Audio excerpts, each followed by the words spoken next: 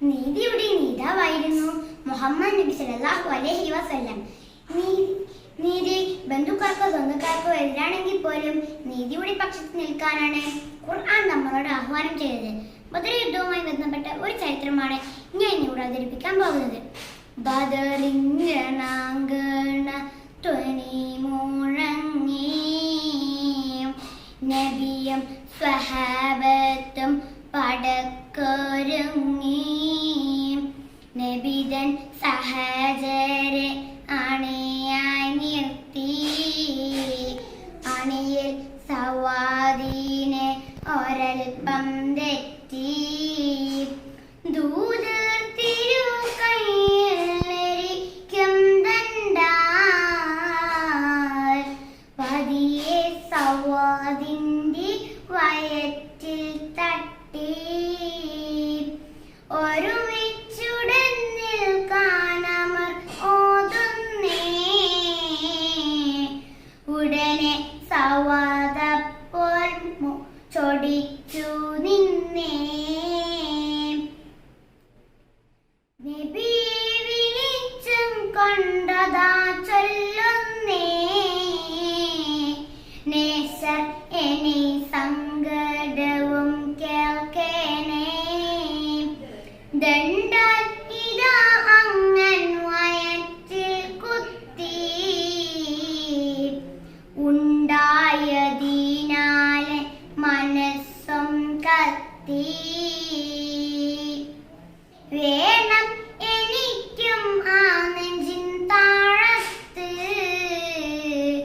വടിയാൽ തര വേണം ഒരൊറ്റ കുത്ത്, ഉടനെ നബിയല്ല മുഖം കുനിച്ച്, വടിയും സവാദിന്റെ കരത്തിൽ വെച്ച്,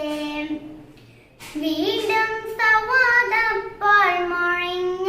കാര്യം, വിളറിയ അടുത്തുള്ളോർ ശ്രവിച്ച പാരം, ഇല്ല എനി ദേഹത്തൊരു കുപ്പായം, അങ്ങും കയറ്റണം തിരുക്കുപ്പായം, കേട്ട സ്വഹാബാക്കൾ തരിച്ചു നിന്നേ, കേമൻ ഉമറിന്റെ മുഖം ചുവന്നേ, സദദ നബിയല്ല കമീസേ കേറ്റി, സകലർ അതു കണ്ട് ചുളിച്ചു നെറ്റി, കരമിലെ മടിയപ്പോൾ നിലത്തെറിഞ്ഞ്, ഇരു കൺതടങ്ങളിൽ ജലം നിറഞ്ഞ്, ധൃതിയാൽ തിരുനെഞ്ചൽ മുഖവും ചേർത്ത്, കൊതിയാൽ മണത്ത് നാശമിൽ ഉരത്ത്,